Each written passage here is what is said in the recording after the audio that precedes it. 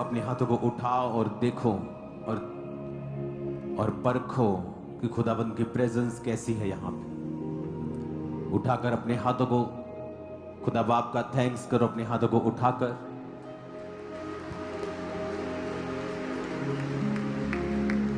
सब बातों के लिए, सब सुरक्षा के लिए, सब बड़े कामों के लिए। शोभा यात्रा आज तक की सबसे बेस्ट थी। अपने हाथों को उठाकर खुदाबंद का थैंक्स करो, उसकी सुरक्षा के लिए, उसकी शांति के लिए, उसके मसे के लिए, वो काम जो हमने देखे उन सब कामों के लिए। इसकी विस्लिंग प्लीज कोई बंद कर सकता है क्या?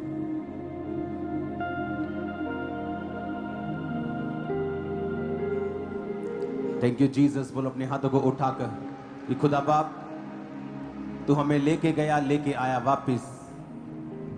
सब कुछ तूने अपने हाथों में लेके चलाया खुदा बाप। हाथों को हिलाओ, थैंक यू जीसस, और ब्लेस करो परमेश्वर के नाम को।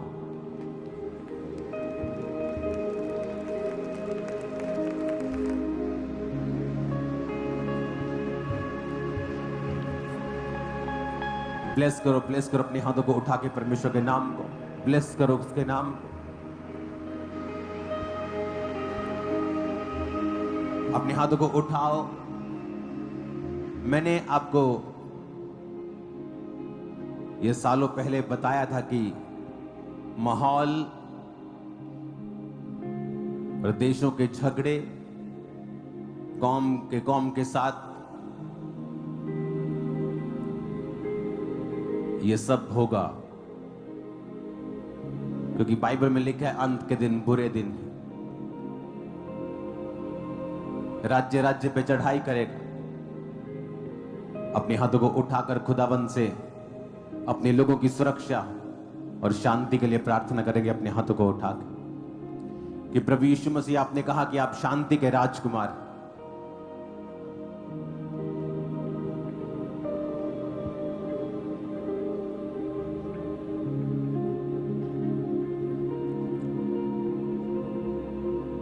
अपने हाथों को उठा के खुदाबंद की शांति के लिए कि वो लोगों के हृदयों के ऊपर राज्य करे। खुदाबंद का पीस लोगों के हृदय के ऊपर राज्य करे, देशों के ऊपर राज्य, देश देश के लोगों के ऊपर राज्य करे। अपने हाथों को उठाकर प्रार्थना करेंगे।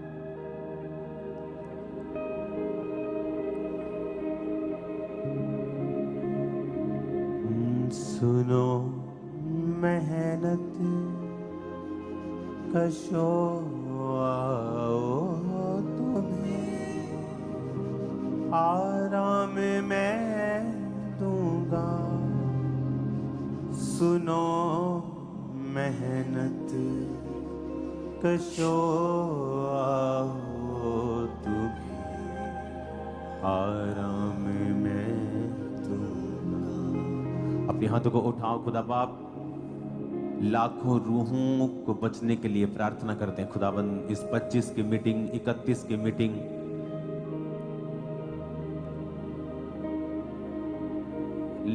लाखों रूहों को बचने के लिए प्रार्थना करते हैं खुदाबंद। काम्ब्रा चर्च, पंजाबी कलीसिया, आप जहां भी हैं, खुदाबंद ने आपको बेदारी लाने के लिए चुना है।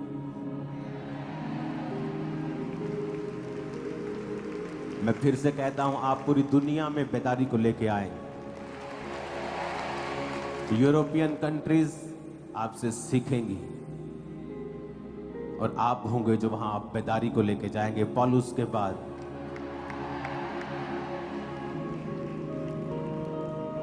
और जैसा जैसा समय बीतता जाएगा, हम इस प्रोफेसी को पूरा होते हुए देखेंगे। हाथों को उठाओ।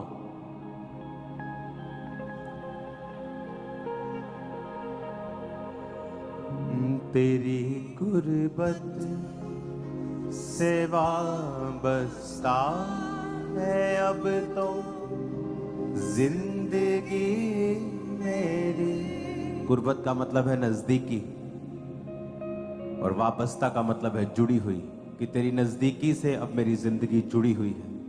अपने हाथों को उठा के कहो फिर से, तेरी कुर्बत से वाबस्ता है अब तो जिंदगी मेरी, तेरी कुर्बत से वाबस्ता है अब तो जिंदगी मेरी, गवा लूं जिंदगी अपनी है अब मुझको गवारा। जीसस ने कहा जो मेरे लिए अपनी जिंदगी गवाएगा वो उसे पाएगा, जो मेरे लिए रिश्तेदारों को गवाएगा वो उन्हें पाएगा, जिसने मेरे लिए अपने माता पिता, अपने खेत, अपने परिवार, अपने भाई बहन को छोड़ दिया है वो उन्हें 100 गुना पाएगा और परलोक में अनंत जीवन को पाएगा। उसने कहा मैं तुम्हें अकेला नहीं छोड़ूंगा, मैं तेरा दाहिना हाथ पकड़कर तेरी सहायता करूंगा। उसने कहा मैं तेरे लिए लड़ूंगा, मैं तेरे लिए फाइट करूंगा। तू खड़े खड़े परमेश्वर के उद्धार के काम को देखेगा। उठाकर अपने हाथों को, ऐसा परमेश्वर जो आपके लिए लड़ता है कि आपको लड़ने की जरूरत नहीं पड़ती, वो जवाब देता है ऐसे शानदार, ऐसे ताकतवर कि शैतान की जड़ों को वो हिला देता है। मेरा परमेश्वर ऐसा सर्वशक्तिमान परमेश्वर है, क्यों ना हम उस पर गर्व करें, क्यों ना उसके नाम की जय जयकार करें, क्यों ना उसके नाम के झंडे को ऊंचा करें। वो सर्वशक्तिमान परमेश्वर जो हमारे लिए लड़ता है, हमारे लिए खड़ा होता है। उठाकर उस सर्वशक्तिमान परमेश्वर के लिए अपने हाथों को और कहो पिता मैं अपना आप, अपना परिवार, अपना जीवन, अपना फाइनेंस, अपने पैसों को तेरे हाथों में सौंपता हूं, समर्पित करता हूं, सब कुछ तेरी महिमा के लिए। कहो अपने हाथों को उठा के थैंक यू जीसस बोलते हुए ऊंची आवाज में। सुनो मेहनत कशो आओ तुम्हें, आराम मैं दूंगा। सुनो मेहनत कशो आओ तुम्हें, आराम मैं दूंगा। तेरा कहना ये जीने के लिए वाहिद सहारा। वाहिद का मतलब है अकेला। ये खुदावंद मेरा और आपका सहारा है और वो एकमात्र काफी है आपकी जिंदगी को कामयाब करने के लिए, आपको सुरक्षित रखने के लिए। जीसस क्राइस्ट हमारे लिए मारे गए, हमारे लिए गाड़े गए और तीसरे दिन मुर्दों में से जी उठे। और थैंक्स करो आज कि खुदाबंद का सुसमाचार सब जगह पर पहुंच चुका है। चर्च के लिए ये आनंद की बात होनी चाहिए, पार्टी करने वाला काम होना चाहिए कि खुदाबंद की गॉस्पल आज कोने कोने तक पहुंच रही है, हर जगह पहुंच रही है। आज मैं थोड़ा रंग बिरंगा कुर्ता पहन के आया हूं क्योंकि मैं आपके साथ आज आनंद मनाना चाहता हूं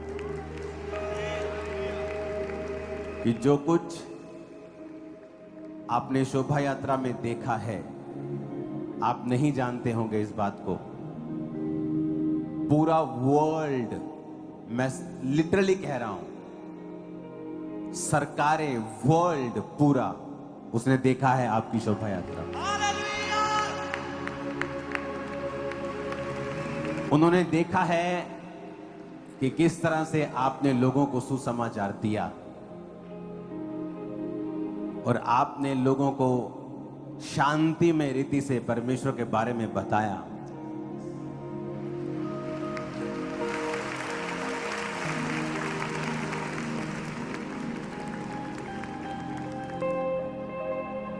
मेरे बेडरूम में अभी तक वो लाइव रिपीट चलता है शोभा यात्रा का। इतना कुछ वहां पे था कि कैमरामैन को कैप्चर करना मुश्किल हो गया था।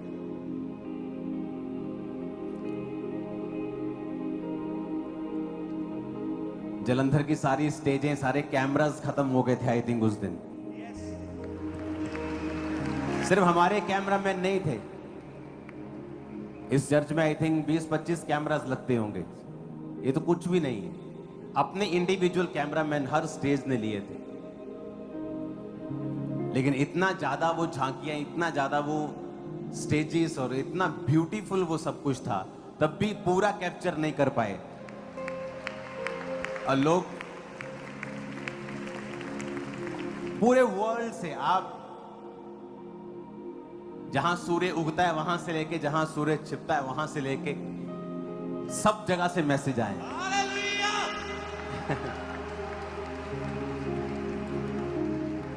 और सब ये बोल रहे थे कि नेक्स्ट टाइम हम ऑनलाइन मैसेज आ सके कि क्या हो रहा है, ये इट्स टू मच। मैंने कहा जो तुम ऑनलाइन देख रहे हो ना 5% भी नहीं है, यहां आके देखो, मजा आ जाएगा तुमको। तो नेक्स्ट टाइम मुझे बहुत लोगों के मैसेज आए कि नेक्स्ट टाइम हम इसे फॉरेन से लाइव नहीं देखेंगे, हम वहां आएंगे। So next time I think Khamra church की कलीसियाएं, इंडिया की कलीसियाएं तो होंगी ही, फॉरेन कलीसियाएं भी अपने अपने देश के झंडों के साथ और भारत के झंडों के साथ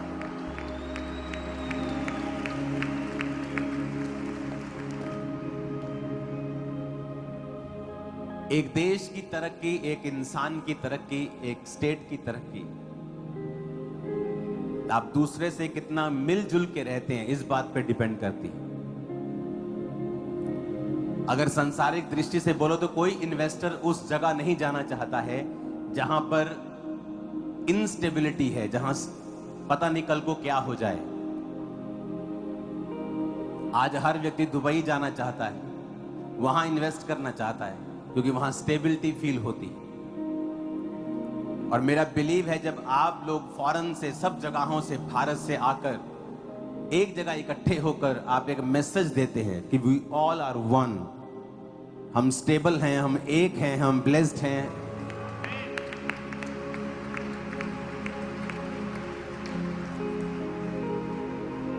उससे हर एक व्यक्ति का उद्धार होता है।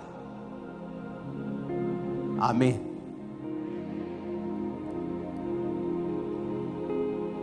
जो हुआ उसका नशा अब तक दिमागों में चढ़ा हुआ है।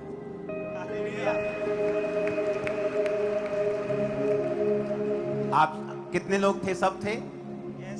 हाथों को हिलाओ जो थे। ऑलमोस्ट सभी थे। हाँ, लग रहा था वहां कोई वैसा, सब थे वहां पे, सब थे। पुराने चेहरे मैंने देखे, 15 साल पहले पुरानी कलीसिया, 18 साल पुरानी कलीसिया, सब। अब चर्च इतनी लंबी और बड़ी है कि कोई कहां बैठा है, कोई ओवरफ्लो में बैठा है, कोई उधर बैठा है, उधर बैठा है, मिल नहीं पाते। जैसे आप लोगों के लिए एक सिस्टम बनाया गया है कि मंगलवार को काउंसलिंग होती है, जो आजकल नहीं हो पा रही है शोभा यात्रा की वजह से, मीटिंग्स की वजह से, लेकिन नए साल में ये ओपन हो जाएगी। तो आपके लिए एक सिस्टम है कि आप लोग मुझे मिल सकते हैं, आपका अपना केस आप काउंसलिंग टीम को बताते हैं।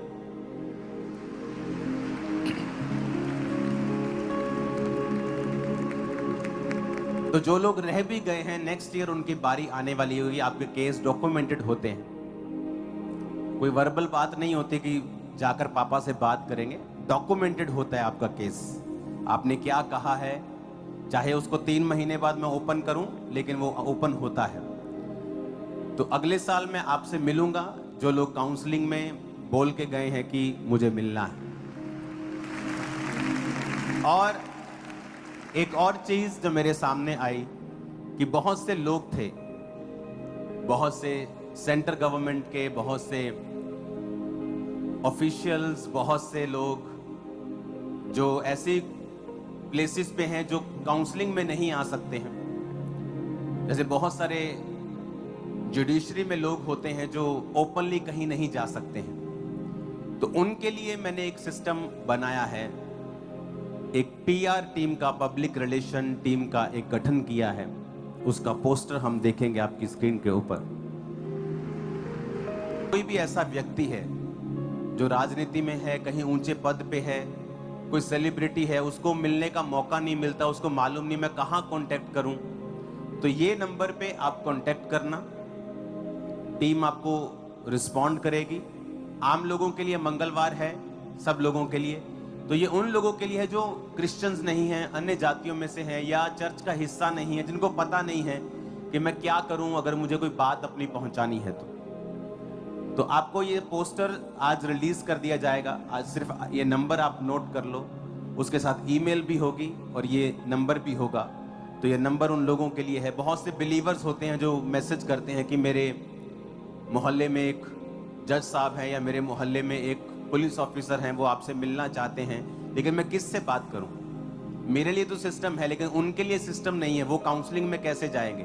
तो ये सिस्टम आप लोगों के लिए होगा, उन लोगों के लिए जो मिलना चाहते हैं। Hallelujah. I think church next level पे जा रही है आपकी और मेरी और खुदाबंद।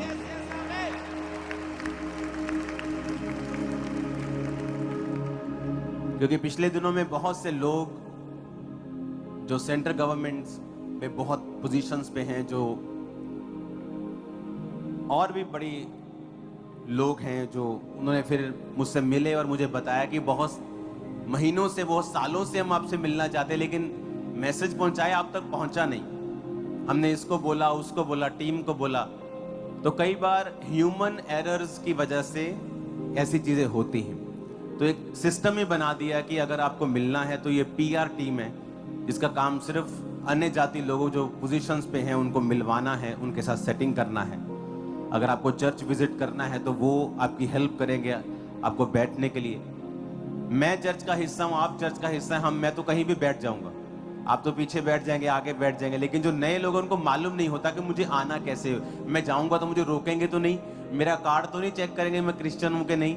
तो उनके लिए ये सारी चीजें सॉर्ट आउट करेगी और लोगों को मुझ तक पहुंचा देगी। तो आपके लिए अब रास्ता ओपन है, ये आप किसी को भी मिलवा सकते हैं। तारीफ करो खुदावंद की जोर से।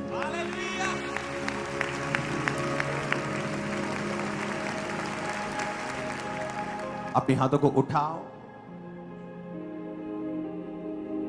जो ब्लेसिंग परमेश्वर ने हमें कुछ हफ्तों में, लास्ट हफ्तों में दी है, अपने घुटनों पर आकर अपने हाथों को उठाकर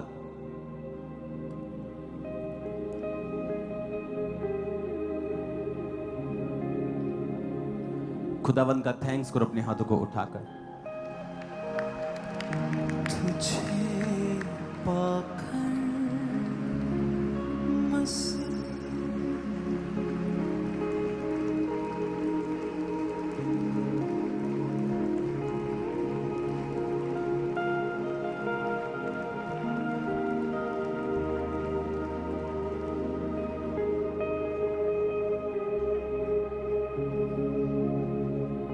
अपने हाथों को उठाकर परमेश्वर का थैंक्स करते हुए, थैंक यू लॉर्ड, तेरी ब्लेसिंग के लिए खुदावन तेरा शुक्र करते हैं मेरे पिता, तेरी सब आशीषों के लिए, तेरी सुरक्षा के लिए। प्रभु यीशु मसीह के पवित्र नाम में हम मांगते हैं। अपनी बाइबल को उठाओ और कहो, आज जो कुछ मैं सुनूंगा मैं फलों को लेके आऊंगा। ऊंची आवाज में बात करो परमेश्वर से।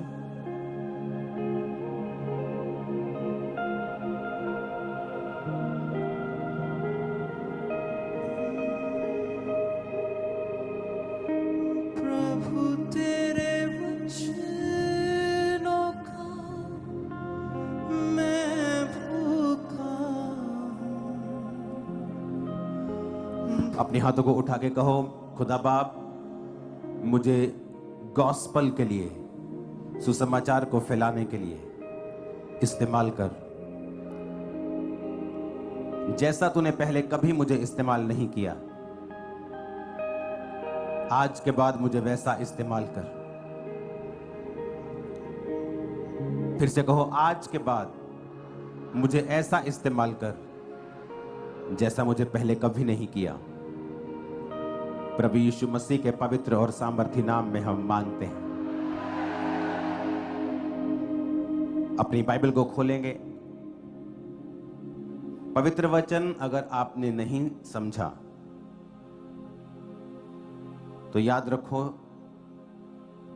आपके पर्सनल एक्सपीरियंस वो हीलिंग हो सकता है, आत्मा पाना हो सकता है, डिलीवरेंस हो सकता है, दर्शन हो सकता है, सपना हो सकता है, कोई इनकाउंटर हो सकता है परमेश्वर के साथ।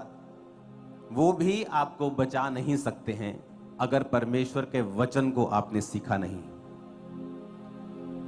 इसलिए यीशु मसीह ने जब शैतान के साथ सामना हुआ तो उससे नहीं कहा कि तू मुझसे ऐसा क्यों कह रहा है कि यदि तू परमेश्वर का पुत्र है। तू जानता है कि आकाशवाणी हुई थी कि मैं परमेश्वर का पुत्र हूं। तो परमेश्वर यीशु मसीह ने भी स्पिरिचुअल इनकाउंटर्स, एक्सपीरियंस जो परमेश्वर के संग उनके होते थे, उसको इस्तेमाल नहीं किया शैतान के खिलाफ लड़ने के लिए। इसीलिए आज शैतान सब कुछ करता है ताकि एक आपको वचन से बाहर कर सके और दूसरा आपको वचन पढ़ने से रोक सके। आप क्रिश्चियन हैं, आप सिर्फ प्रार्थना करते हैं, वचन नहीं पढ़ते हैं, आप कभी भी अपनी लाइफ में स्टेबिलिटी को नहीं देख पाते हैं। आप प्रेयर भी करेंगे, गलतियां भी करेंगे। आप प्रेयर भी करेंगे और आपको अलग अलग तरह की बेचैनी भी होगी और आप सोचेंगे कि मैं प्रार्थना तो करता हूं लेकिन मुझे ये बेचैनी क्यों है? क्योंकि वचन ना पढ़ने के कारण आपकी जो सोल है, आपकी जो स्पिरिट है, वो भूखी रहती है, वो स्टार्व करती है, वो कमजोर होती है। जिस तरह खाना ना खाने से शरीर कमजोर होता है लोगों का, उसी तरह से आत्मा कमजोर होती है जब आप उसे फीड नहीं करते वर्ड ऑफ गॉड के साथ। एक गाड़ी में ऑयल होता है, तेल होता है, डीजल होता है, पेट्रोल होता है, इलेक्ट्रिसिटी होती है जो गाड़ी को चलाती है। लेकिन उसमें एक मोगलाइल भी होता है, इंजन ऑयल होता है जो उसको ठंडा रखता है।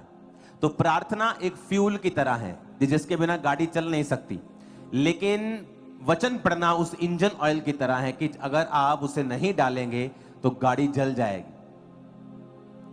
इसलिए लोग गलतियां करते हैं अपनी लाइफ में क्योंकि वो वचन के साथ जुड़े हुए नहीं हैं।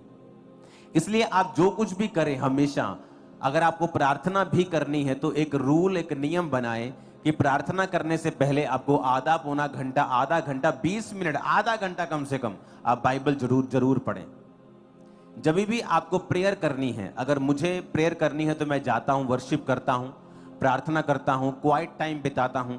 लेकिन जब मुझे वचनों से या प्रार्थना करनी है पॉइंट्स को लेकर, उससे पहले हमेशा मैं बाइबल के अध्यायों को पढ़ता हूं। और मैंने सोचा होता है कि मैं इतने अध्याय पढ़ूंगा, लेकिन उसे ऐसे फटाफट मैं नहीं पढ़ता जाता हूं। अगर एक लाइन पे भी मैं अटक गया और मुझे वहां पर पवित्र आत्मा ने कुछ समझाया तो उसकी फिर पूरी स्टडी मैं करता हूं, चाहे 2 घंटे निकल जाएं, वो बात अलग है। लेकिन एक खास अध्यायों को पढ़ के कि मुझे 5 अध्याय पढ़ने हैं या मुझे 10 अध्याय पढ़ने हैं, उसके बाद ही मैं हमेशा पॉइंट्स के साथ प्रार्थना करता हूं। क्योंकि आपको यह समझ होनी चाहिए कि जिस तरह शारीरिक समझ है लोगों को कि कौन सी चीज किस समय पे खानी चाहिए। अगर ये चीज मैं रात को खाऊंगा तो शरीर को नुकसान करेगी, अगर यही चीज सुबह खाऊंगा तो शरीर को फायदा करेगी। चीज वही है, शरीर वही है, टाइमिंग उसी तरह से बाइबल है। आप बाइबल जब पढ़ते हैं, आपको बाइबल के अध्याय पढ़ने हैं और फिर आपको प्रार्थना करनी है। आप जैसे ही बाइबल को पढ़ के प्रार्थना करेंगे, आप एक अजीब किस्म का पीस, एक शांति जो है अपने हृदयों में देखेंगे परमेश्वर ने आपको भेजी है। कितने मेरी बात को समझ रहे हैं?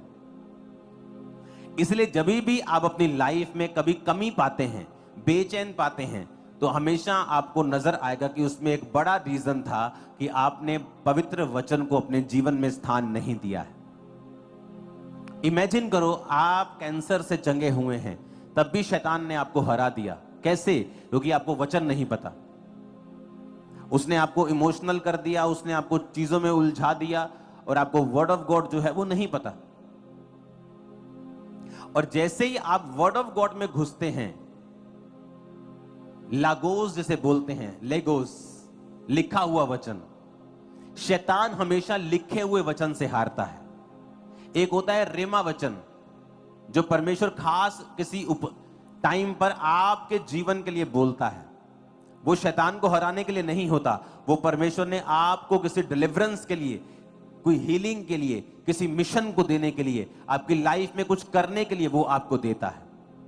जिस तरह पतरस को परमेश्वर ने कहा, पतरस ने कहा प्रभु अगर तू ही पानी पे चल रहा है तो मुझे आज्ञा दे। तो परमेश्वर ने कहा हाँ पतरस आ जा, ये कौन लड़का घूम रहा है बीच में और तेज तेज चल रहा है, इसको रोको प्लीज, बिना चले फिरे।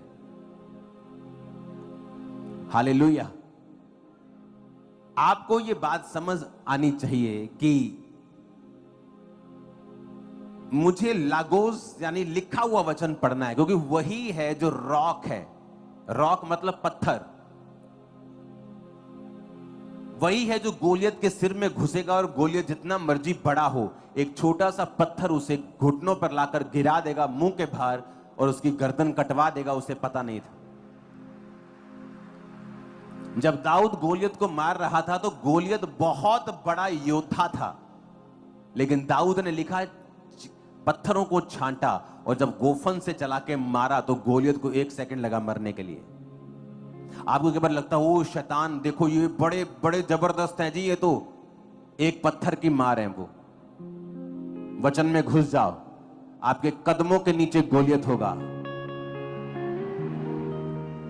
वचन से हारेंगे, जब भी शैतान और शैतानी एजेंट हारेंगे, वचन से हारेंगे। ये टाइम है वर्ड ऑफ गॉड में जाने का, पूरी तरह से अपने पवित्र वचन को पढ़ने का। ये आपका डिफेंस है, ये मेरा डिफेंस है। गोलियत हंसा, कहता तू क्या कर लेगा, तुझे दिखता नहीं मैं कितना बड़ा योद्धा हूं। उसने कहा तू अपनी तलवार के बल से मेरे पास आया, भाले के बल से आया है, लेकिन मैं तलवारों और भालों के बल से नहीं चलने वाला, मैं यहोवा के नाम से तेरे सामने आता हूं। और लिखा जैसे ही उसने गोफन चलाया उसके माथे में वो घुसा और एक बड़ा दैत्य गिर गया और मर गया।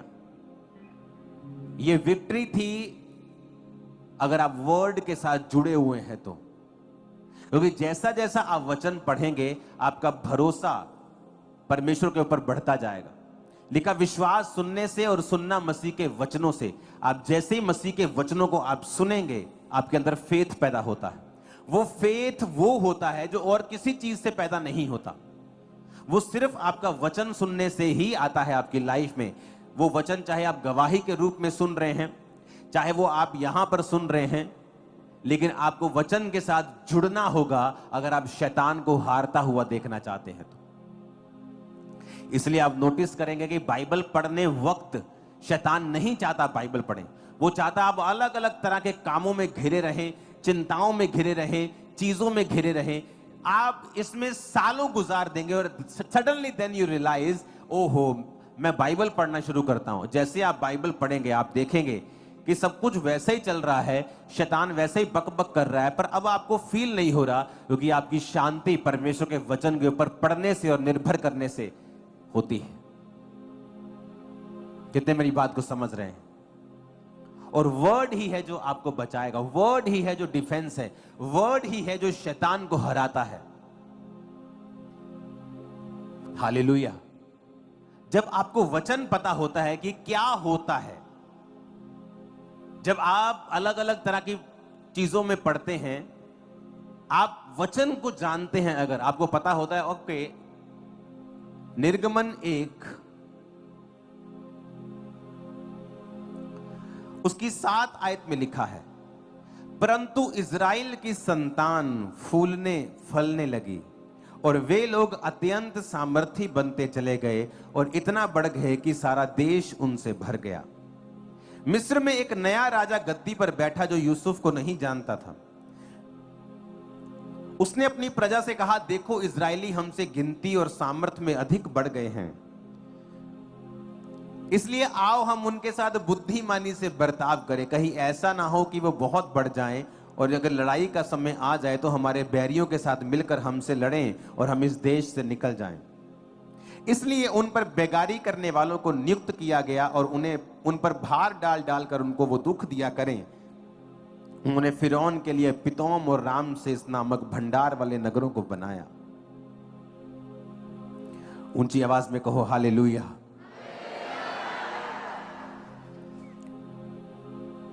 अब लिखा है कि इज़राइल की संतान फूलने और फलने लगी। आज जो आप देश सुनते हो इज़राइल, एक्चुअल में वो देश का नाम नहीं है, याकूब का नाम है इज़राइल। जब याकूब ने प्रार्थना की थी और परमेश्वर ने उसके नाम को चेंज कर दिया था कि आज से तेरा नाम याकूब नहीं होगा, आज से तेरा नाम इज़राइल होगा। तो इज़राइल जिस देश को आप सुनते हो, एक्चुअल में वो याकूब का नाम था, जिससे सारे 12 गोत्र निकले थे। यीशु मसीह का गोत्र यहूदा वहां से निकला। लेवी लोग जो सेवा करते थे, याजक थे, वो भी उस गोत्र से निकले। रूबेन जिसने अपराध किया, जिसने व्यभिचार किया और उसे नीचा किया गया, वो भी उसी गोत्र में से निकला। ऐसे 12 गोत्र, एप्रेम और मनश्शे जो यूसुफ की संतान थे, यूसुफ को उसमें नहीं शामिल किया गया, बल्कि उसके 2 बच्चों को भी उन गोत्रों में शामिल कर लिया गया। तो आप जो इज़राइल पढ़ते हैं वो एक्चुअल में याकूब का नाम था। तो लिखा याकूब की संतान फूलने और फलने लगी। उस देश में वो इतना बढ़ गए, इतने ज्यादा हो गए कि जो मिस्र का नया राजा गद्दी पर बैठा था वो उनसे डर गया कि ये बहुत ज्यादा हो गए हैं, ये पॉलिटिकली कुछ गड़बड़ कर देंगे, तो मुझे अपना राज्य बचाने के लिए लिखा वो उन पर बेकारी करने वाले, यानी जो काम करने वाले थे, उनको दुख देने लगे। उनको भांति भांति का काम दिया गया, मिट्टी का, गारे का, ईंटें बनाने का। जो सबसे मुश्किल काम था वो इजरायलियों को दिया गया, ये सोचकर कि अब हम इनको दुख देंगे और इनको सप्रेस करेंगे, इनको दुखी करेंगे, इनको लेबर में इतना डाल देंगे कि इनकी जाति खत्म हो जाएगी। क्योंकि इनको लेबर इतनी मिट्टी में इनको काम करवाएंगे कि 50-60 साल में इनके फेफड़े खराब हो जाएंगे। इतना मिट्टी का काम कराएंगे कि पेट ही खराब हो जाएगा इनका, मर जाएंगे अपने आप, और 50-50, 40-40 साल में इनको मार देंगे और उसके बाद फिर हमारा राज्य स्थापित हो जाएगा। पर हुआ क्या? 14 आयत में लिखा, उनके जीवन को गारे, ईंट, खेती के भांति भांति के काम की कठिन सेवा से दुखी कर दिया। जिस किसी काम में वो उनसे सेवा करवाते थे, कठोरता का व्यवहार करते थे। हालेलुया। और 12 आयत पढ़ेंगे अब। लिखा, ज्यों ज्यों वो उनको दुख देते गए, त्यों त्यों वो बढ़ते और फैलते गए। ताकत के साथ हालेलुया बोल दो जरा। 12 आयत को फिर पढ़ेंगे हम। 1 2 3 बोलने पर सब कलीसिया मिलके ऊंची आवाज में डिक्लेयर करेगी। बोलो 1 2 3।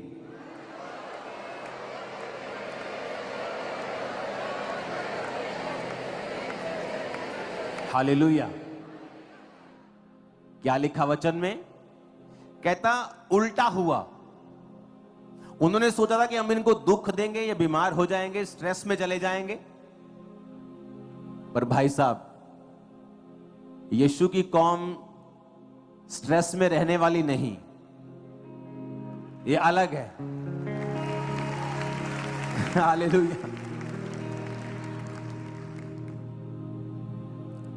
कोई मुझसे कह रहा था कि आपको कोई ना कोई बंदा घसीटता रहता है फालतू कामों में, झूठे बयानों में। मैंने कहा मैं तो फुल टाइम इस काम में हूं, मुझे क्या फर्क पड़ता है, मैं तो फुल टाइम सेवक हूं, मेरा तो काम ही ये है, गॉस्पल को देना, सुसमाचार को देना। मेरा एक ही काम है आज दुनिया में, परमेश्वर के काम को करना, तो मुझे कोई फर्क नहीं। तो बाइबल कहती, ज्यों ज्यों वो उन्हें दुख देते गए, त्यों त्यों वो बढ़ते और फैलते। उन्होंने तो प्रोग्राम बनाया कि इनको लॉ बनाया ना, लॉ चेंज किया कंट्री का, ऐसे इन लोगों को थोड़ा टाइट कर दो। लेकिन जैसे टाइट किया वो फैल गए, बढ़ गए।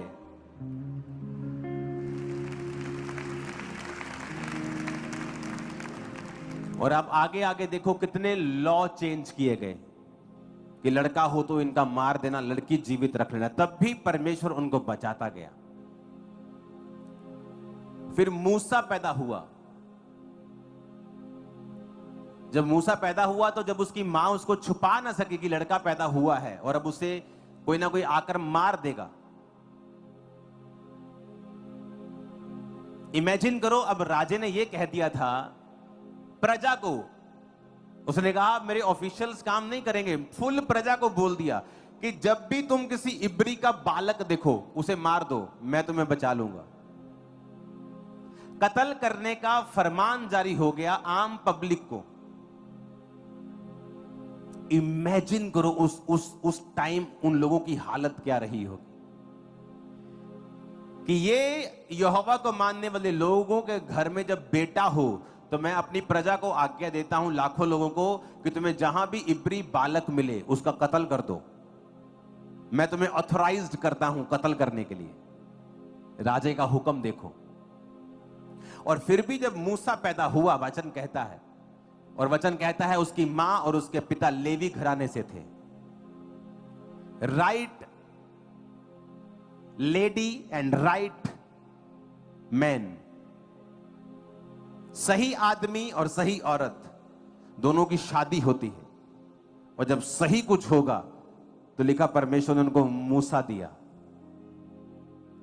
जब मूसा आया तो उस जब बालक छुपा ना पाई वो, तो उसने सोचा कि कोई इसको मार दे, इससे अच्छा है कि मैं अपने हाथों से इसे जल प्रवाह कर दूं। तो टोकरी बना के उस पर मिट्टी लगा के वाटरप्रूफ करके उस टोकरी को उसने नील नदी में छोड़ दिया। जब नील नदी में छोड़ा तो राजकुमारी नील नदी में नहाने के लिए आई, जबकि अगर आप मिस्र की हिस्ट्री पढ़ें तो राजकुमारियां नदियों पर नहीं नहाती थी।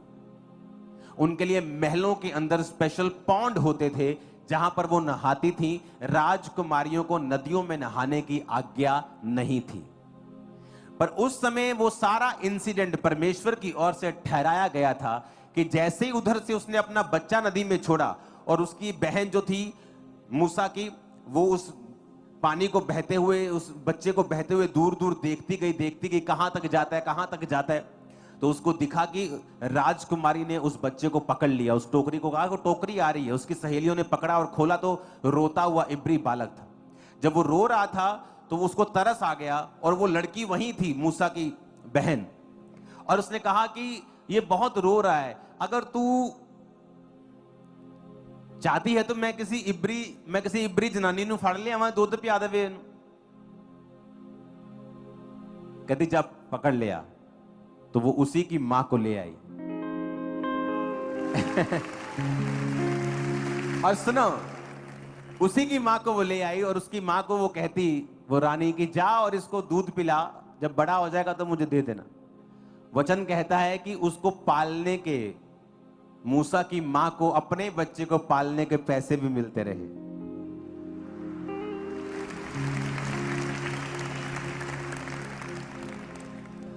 इमेजिन करो परमेश्वर किस तरह से सारी घटनाओं को करता था।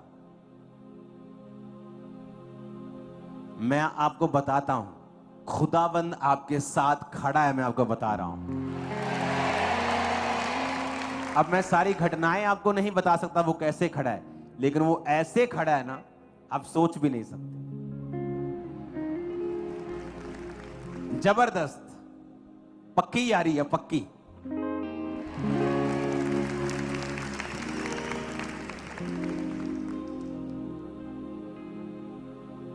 वो जवानी में होते ना, मेरे पक्के पक्के यार थे कुछ, उनको कुछ बोल देना कि उसने कुछ ऐसा कहा, चल चलिए अपा हुणे चलिए, चल। पक्की यारी जीसस के इस कलीसिया से पक्की है यारी, बहुत पक्की, जबरदस्त पक्की। इमेजिन करो कि वो रानी के दिल को उसने चेंज कर दिया कि जा आज तू नदी पे जाके नहा। और वचन कहता कि वो आई और जब मूसा को उसने दूध पिला के बड़ा करके उसको दिया तो मूसा फिर राजमहल में पलने लगा। राजमहल में पला और राजकुमार बन गया और अगला राजा मूसा था। लेकिन वचन कहता है उसको पता था कि वो इब्री है, और जब बाहर जाकर अपने इब्री भाइयों की हालत देखने लगा तो उसको पता था कि वो इब्री लोगों को वो छुड़ाना चाहता था। और बाइबल कहती है उसने एक मिस्री को मार दिया जब उसने इब्री के ऊपर कुछ जुल्म किया। और कल को फिर निकला कि इब्री लोग मेरा आदर करेंगे, और दो इब्री आपस में लड़ रहे थे, तो एक ने कहा कि तू हमें क्यों समझा रहा है, जैसे कल तूने एक मिस्री को मार दिया था, हमें भी मारना चाहता है।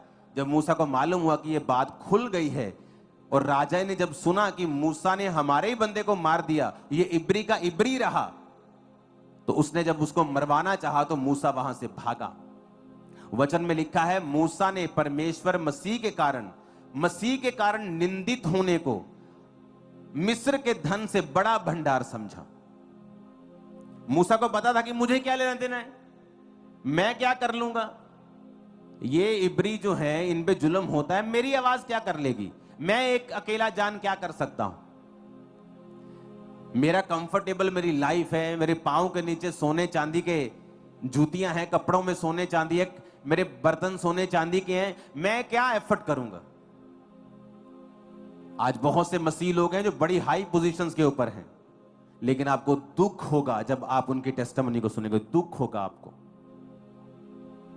कि वो परमेश्वर के लिए कभी आपको खड़े नजर नहीं आएंगे। किसी को अपने बिजनेस का डर है, किसी को अपनी जॉब का, अपनी पोजीशन का, अपने नाम का डर है, क्योंकि प्रभु ने उनको बहुत बढ़ाया है। लेकिन अंत के दिनों में जब उनसे पूछा जाएगा तो शर्मिंदगी उनका हिस्सा होगी, क्योंकि ये क्षण भर का जीवन जो धरती पे वो बिता रहे हैं, उन्हें पता है एक दिन वो खत्म हो जाएगा। आज से 20 साल पहले की बात कैसे लगती है, ऐसे लगता है जैसे कल ही था, ऐसे लगता है कि नहीं लगता। मुझे स्कूल छोड़े 20 साल हो गए, मुझे आज भी ऐसा लगता है कि कल की बात थी, जैसे ये 20 से भी ज्यादा साल हो गए, जैसे कल की बात थी। झट 20-25 साल बीत गए, झट 20-25-50 और बीत जाएंगे, पता ही नहीं चलेगा। लेकिन वो जो ऊपर जीने वाले हैं हजारों साल, लाखों साल, करोड़ों साल, अनंत जीवन, वहां मालूम होगा, वहां या तो प्राउड रहेगा कि मैं काम करके आया हूं खुदा का, या शर्मिंदगी रहेगी कि मैंने गलत काम किए हैं, और वो कभी खत्म नहीं होगी। कितना डेंजरस चीज है ये। अब यहां पर मूसा ने प्राइस पे किया, एक पदवी त्याग दी और वचन के लिए काम किया। मिधान देश में परदेशी होने के लिए गया, 40 साल वहां भेड़ बकरियों को चराया। परमेश्वर ने उसके चरित्र के ऊपर काम किया, उसको अपने जैसा बनाया, उसको ऐसा किया कि अब सामर्थ तुझ पर आ सके और तू लोगों की अगुवाई कर सके। इमेजिन करो, अगर मूसा ये बात को ना लेता तो कैसे वो लोग छुड़ाए जाते। पौलुस की अगर आप बात को पढ़ेंगे, पहला कुरिन्थिया 4 उसकी 9 से 16 आयत, तो कहता, मेरी समझ में परमेश्वर ने हम प्रेरितों को सबके बाद उन लोगों के समान ठहराया है कि जिन पर मृत्यु की आज्ञा हो चुकी हो, क्योंकि हम जगत और स्वर्गदूत और मनुष्यों के लिए एक तमाशा ठहरे हैं। हम मसीह के लिए मूर्ख हैं परंतु तुम मसीह में बुद्धिमान हो। हम निर्बल हैं, तुम बलवान हो। तुम आदर पाते हो, हम निरादर होते हैं। हम इस घड़ी तक भूखे प्यासे नंगे हैं और घूसे खाते और मारे मारे फिरते हैं। अपने ही हाथों से काम करके हम परिश्रम करते हैं। लोग हमें बुरा कहते हैं, हम आशीष देते हैं। वो सताते हैं, हम सहते हैं। वो बदनाम करते हैं, हम विनती करते हैं। हम आज तक जगत के कूड़े और सब वस्तुओं की खुरचन के समान ठहरे हैं। मैं तुम्हें शर्मिंदा करने के लिए बातें नहीं लिखता, परंतु अपने प्रिय बालक जानकर तुम्हें चिताता हूं। यदि मसीह में तुम्हारे सिखाने वाले 10,000 भी होते तो भी तुम्हारा पिता बहुत से नहीं, क्योंकि मसीह यीशु में सुसमाचार के द्वारा मैं तुम्हारा पिता हुआ। इसलिए मैं तुमसे विनती करता हूं कि मेरी सी चाल चलो। क्या कहता पौलुस? कहता मूसा ने भी निंदित होने को बड़ा भंडार समझा कि इधर बड़ा भंडार पड़ा है मिस्र का, राजा होने में मुझे कोई रोक नहीं सकता, मैं ऑफिशियल राजकुमार हूं, और इधर मसीह के कारण, यहोवा के नाम के कारण निंदित होना है। कहता मैं ये चुनूंगा। आज अगर आपको मैं बोलूं फिरौन के नाम बताओ, राजाओं के नाम बताओ मिस्र के, आप नहीं बता पाओगे, लेकिन मूसा को आज पूरी दुनिया जानती है। वचन कहता है कि पौलुस ने भी उसी जीवन को अपनाया। उसने कहा लोग बदनाम करते हैं, हम अच्छा करते हैं, वो बदनाम करते हैं, पर कहता ऐसा क्यों है? क्योंकि हमने एक प्राइस पे करना है गॉस्पल के लिए, और परमेश्वर हमारे संग खड़े होंगे। 2004, 2005, 2006 में लोगों ने बदनाम करने की कोशिश की, तो परमेश्वर ने मुझे कैसा ऊंचा किया। जो आज लोग कर रहे हैं, फ्यूचर देखना कैसा होगा, तुम्हारी पहुंच से बाहर होगा, एक ऐसे लेवल पे होगा जो इमेजिन नहीं किया जा सकता। इसलिए मैं कह रहा हूं कि परमेश्वर में आपको समझ होनी चाहिए वचन की कि परमेश्वर किस तरह से कार्य करते हैं। किसी के दबाने से, किसी के लॉ बनाने से आप लोग रुकने वाले नहीं हैं, क्योंकि जैसे जैसे लिखा वो दुख देते गए, त्यों त्यों वो बढ़ते और फैलते चले गए। पुराने नियम में हुआ, नए नियम में हुआ। नए नियम में क्या हुआ? जब 12 पर जुल्म करने की कोशिश की गई, वो सैकड़ों में बदले, सैकड़ों पर की गई वो हजारों में बदले, हजारों पर की गई लाखों में, आज लाखों में किया तो 400 करोड़ हो गए। अब करो, क्या करोगे? हालेलुया। हमारा गढ़ जो है, हमारा जो जिस पर हम ठहरे हैं, रुके हैं, हमारी नींव जो है वो परमेश्वर का वचन है। पौलुस कहता मैंने इन सब चीजों को सहा है, क्यों? ताकि मैं गॉस्पल का काम कर सकूं। पौलुस एक जगह गया, उसका विरोध हुआ, वो दूसरी जगह गया, उसका विरोध हुआ, तीसरी का। विरोधियों ने उसकी हेल्प की है। थैंक्स करो विरोधियों का, वो आपकी हेल्प कर रहे हैं सुसमाचार को फैलाने के लिए। उन्हें कभी भी श्रापित मत करो, कभी मत तेरी लातें टूट जाए, तेरी बांह टूट जाए, कभी श्रापित मत करो। वो आपके हेल्पर्स हैं। जहां आपके मित्र आपको नहीं लेके जा सकते, विरोधी आपको वहां ले जाकर खड़ा कर देंगे परमेश्वर के नाम में। वो वहां आपको फैला देंगे जहां आपको लोग नहीं जानते हैं। चाहे आप किसी भी तरह से फैलें, चाहे वो नेगेटिविटी फैलाने की कोशिश करें, मेरा परमेश्वर क्रॉस पर 2 नेगेटिव लेकर उन्हें पॉजिटिव कर चुका है। उसको आदत है पॉजिटिव करने की। तुम वरी मत करना, वो ऐसा पॉजिटिव छक्का मारेगा और सदा छाए रहेंगे हम, यीशु मसीह के नाम में। हालेलुया। थोमा आया इंडिया में और इंडिया में शहीद हुआ। ये सोचा कि थोमा को मार दो इसको, क्रिश्चियनिटी स्टॉप हो जाएगी। क्या हुई स्टॉप? क्या हुई स्टॉप? आज आप साउथ में चले जाओ, आपको मालूम पड़ जाएगा क्रिश्चियनिटी क्या है, कितनी। नॉर्थ में, नॉर्थ ईस्ट में चले जाओ, मालूम पड़ जाएगा आपको। केरला में चले जाओ, आप मालूम पड़ जाएगा आपको।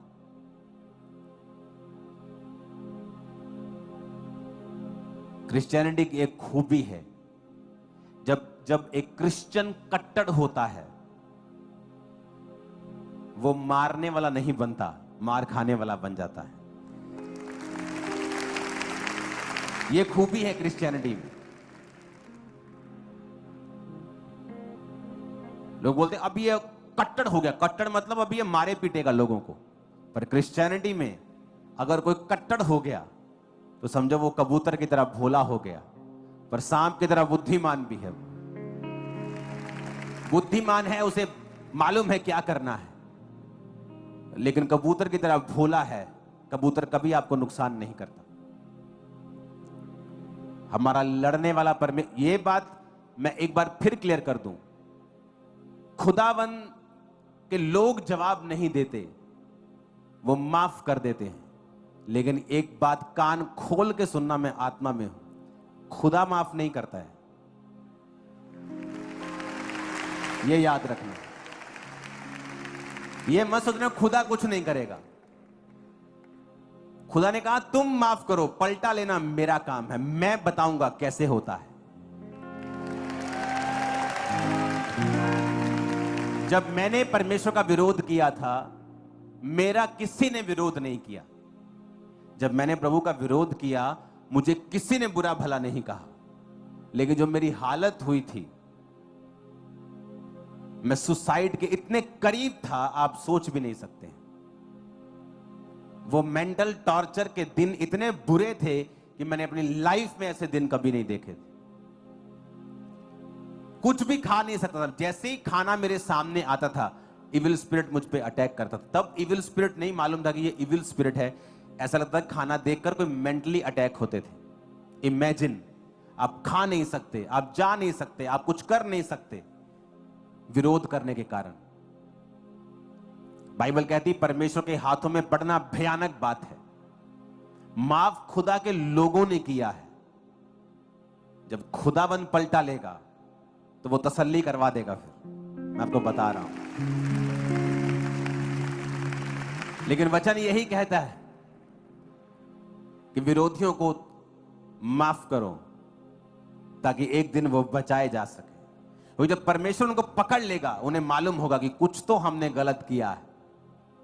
फिर वो ढूंढेंगे और पड़ताल करेंगे और समझेंगे कि हमारी लाइफ के ऊपर जो कर्ज हैं, जो श्राप हैं, जो चीजें हम फेस कर रहे हैं, वो परमेश्वर हमारे जीवन में कर रहा है।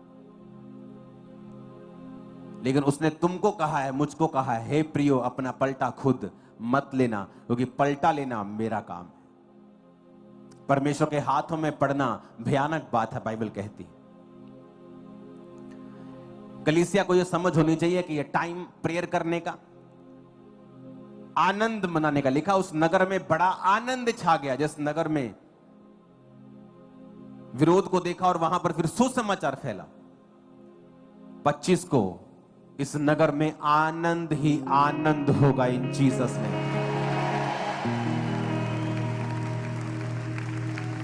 सूट्स वाले है कि नहीं? इधरों आई आवाजा, बंदियां लो कोई आवाज नहीं आई। बंदियां ने पता कोई नहीं, बुधवार जावांगे कोट पैंट ले आना आप मार्केट चो एक। भैणा मेरिया तो हो गया महीना ही, केड़ा सूट पावा। दर्जी बेचारा दुखी हो जाता तेरे तो है क्रिसमस से लग के। तैयार है सूट सारे सोने सोने पे हैं। हालेलुया। बंदियां नु जो मर्जी दे दो ही पा लेना, कोई नहीं।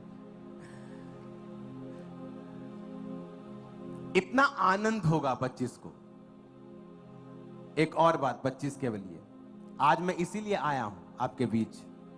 24 नाइट को चर्च में बहुत शोर करते हो आप लोग, ऐसा मत करना इस बार।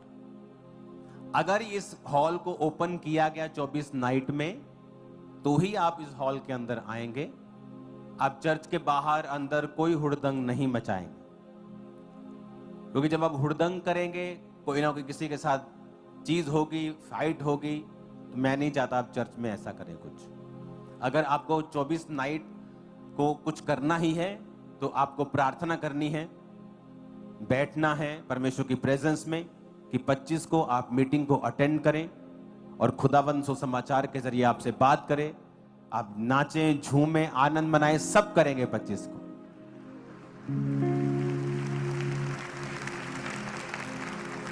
वो एक दो भंगड़े दे स्टेप सीख लो 25 ਲਈ YouTube खोल के। आमीन। हमेशा दिमाग में रखो कि परमेश्वर की कलीसियाएं कैसे बड़ी हैं। फिर से बोलो, उस आयत को फिर से हम पढ़ेंगे, 12 आयत को। 1 2 3 सब पढ़ो।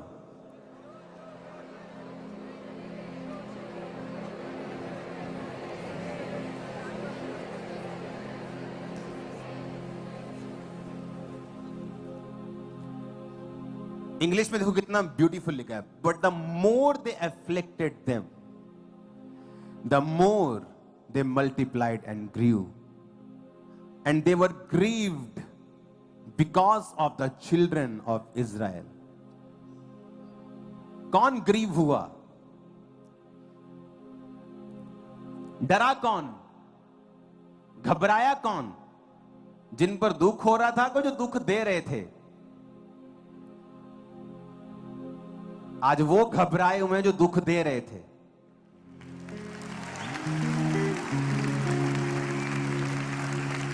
वचन पूरा हुआ कि नहीं हुआ? है कि नहीं जिंदा परमेश्वर हमारा? देखो लिखा है, पर ज्यों ज्यों वो उनको दुख देते गए, त्यों त्यों वो बढ़ते और फैलते चले गए। इसलिए वो इजराइलियों से अत्यंत डर गए। The more they afflicted them, the more they multiplied and grew, and they were grieved.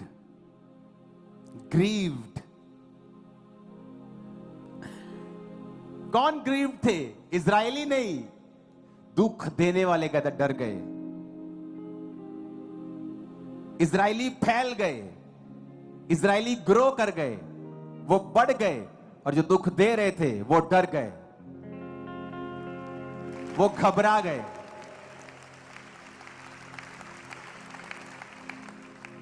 क्योंकि ये काम परमेश्वर का है। इमेजिन करो कि डर कौन रहा है, घबरा कौन रहा है? जो दुख दे रहा था, जिन पर जुल्म हो रहे थे, वो डरे घबराए नहीं, वो बढ़ गए, बाइबल कहती है। क्योंकि आपका और मेरा परमेश्वर जीवित खुदाबंद, जो बदला नहीं है, जिसके लिए मूसा का समय ऐसे है जैसे कल था, जिसके लिए 1000 साल एक दिन के बराबर है, जिसके लिए 4-5 हजार साल 4-5 दिन के बराबर, जैसे पिछले हफ्ते की बात हो, जैसे शोभा यात्रा की बात हो, उसके लिए मूसा की टाइम की बात ऐसी है। वो कल भी एक जैसा था, मसीह के समय के में भी एक जैसा था, जब कलीसियां प्रेरिताई के कलीसियां चली तब भी वो एक जैसा था, वो आज भी वैसा ही है। वो राजाओं को उभार देगा आप लोगों के लिए। Hallelujah, hallelujah. और आप मेरी बात को, ये प्रोफेसी को नोट कर लेना। पूरी दुनिया से, मैंने आपको एक बात बोली थी, वो तब बोली थी जब वीजाज की लाइन लगी थी, इतना आसान हो रहा था, इतना बल्क में लोग जा रहे थे फॉरेन में। मैंने कहा था फ्यूचर ऐसा नहीं होगा, कहा था कि नहीं कहा था?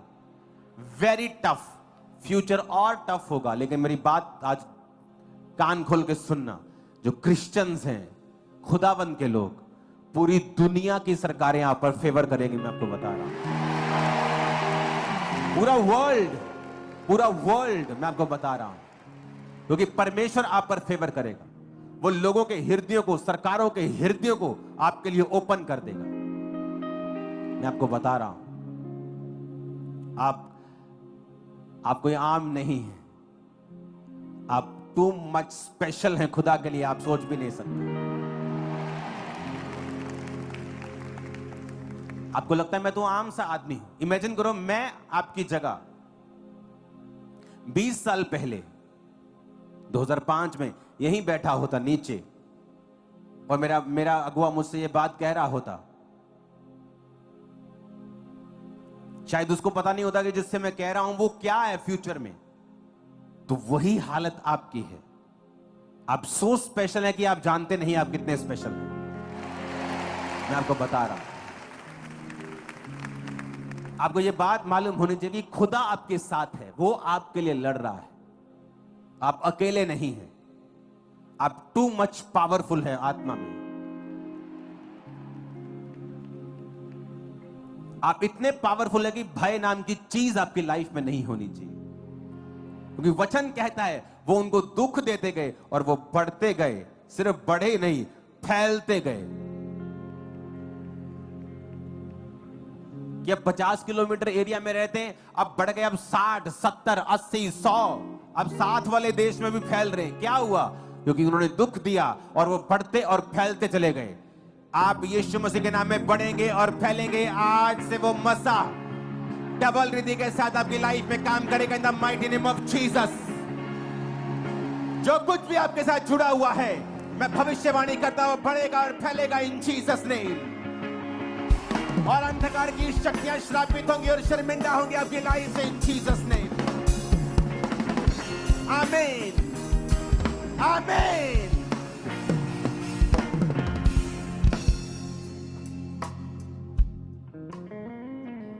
अपने हाथों को उठाओ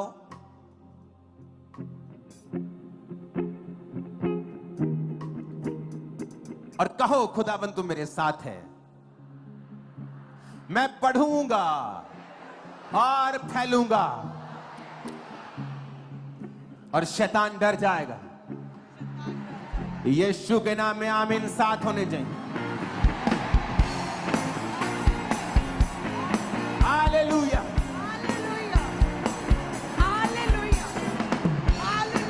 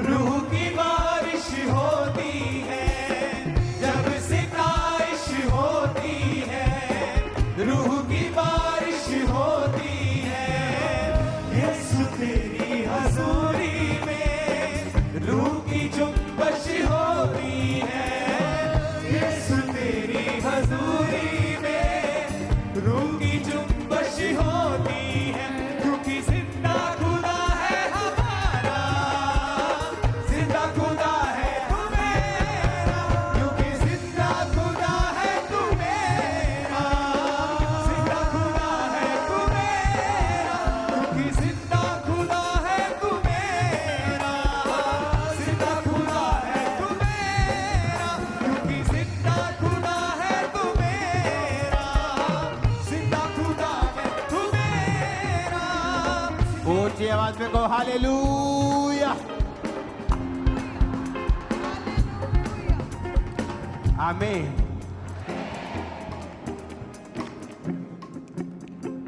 इब्रानी भाषा की बाइबल में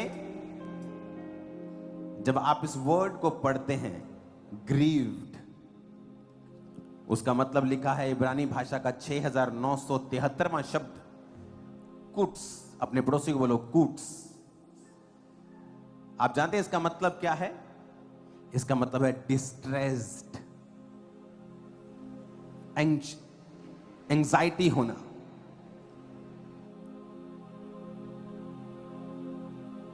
थक जाना।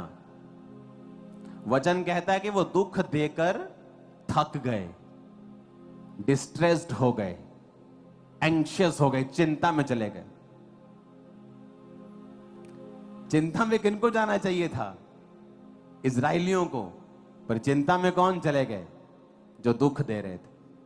यह है आपका मेरा परमेश्वर। Yes hallelujah.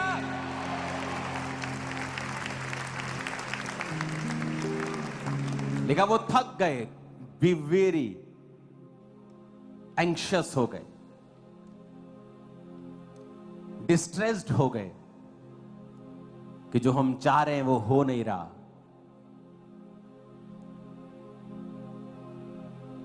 क्योंकि जो कलीसियाएं खुदा खड़ी करता है वो मरती नहीं। उठाओ अपने हाथों को, सब जन खड़े हो जाओ। 25 के लिए प्रार्थना करेंगे। 24 नाइट के लिए आप सिंपल चर्च में आएंगे, क्योंकि बहुत से लोग एक रात पहले आ जाते हैं। तो बिना धूम धड़ाका किए आपको सिर्फ प्रार्थना करने की अनुमति है। और 25 को ही आप सेलिब्रेट करेंगे चर्च में। उठाओ अपने हाथों को।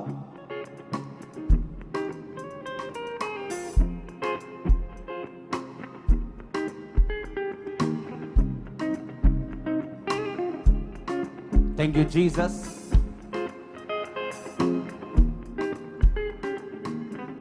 हिलाओ अपने हाथों को। जब सितारे अपनी बॉडी पे हाथ रखो, कहो मैं आशीषित हूं। मैं आशीषित हूँ।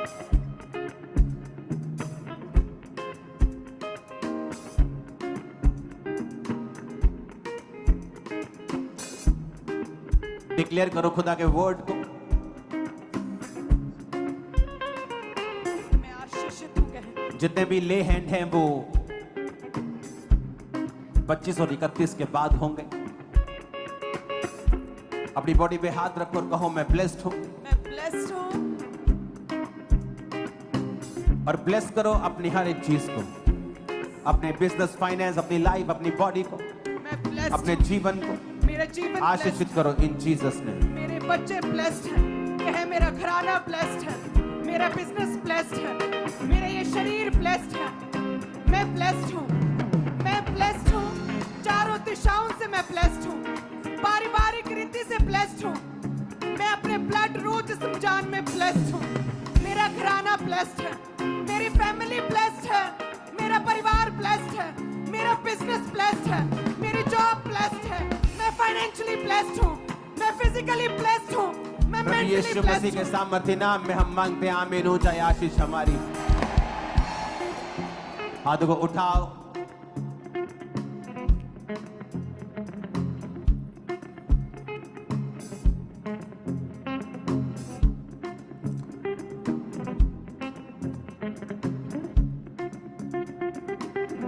जो लोग फास्टिंग कर सकते हैं 3 दिन की, सोमवार, मंगलवार, बुधवार, वो जरूर फास्टिंग करें।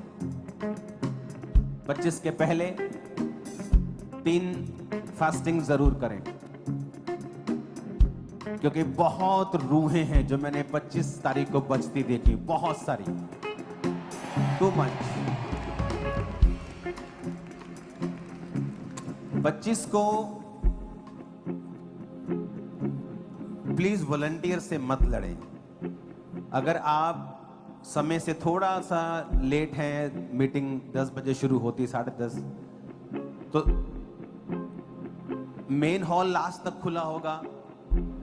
हीलिंग हॉल जो सातपुरी ग्राउंड है वो है, और एक उसके पीछे एक नया हॉल बनाया है, ताकि आप फाइट ना करें कि मुझे चर्च में बैठाना है, मुझे रोड पे खड़ा होना ना पड़े। तो जिसको इस हॉल में बैठना है वो जल्दी सुबह ही आ जाए, और जब आप ये हॉल को क्लोज कर देंगे तो इसमें ओवर क्राउड से बचने के लिए बाकी अरेंजमेंट्स हैं, तो इसको डिस्टर्ब ना किया जाए, ताकि हम स्पिरिट में रहकर प्रभु का काम कर सकें। आमीन। क्योंकि इसका स्पिरिचुअल मीनिंग है। 25 तारीख को हम सेलिब्रेट नहीं कर रहे हैं, हम क्राइस्ट के जन्मदिन को सेलिब्रेट कर रहे हैं। आपको ये मालूम होना चाहिए। हमें वो दिन मैसेज देने में यूज करना है। वो हीलिंग, वो डिलीवरेंस, वो फायर उस 25 का हिस्सा होगी। उठाओ अपने हाथों को, प्रार्थना करेंगे।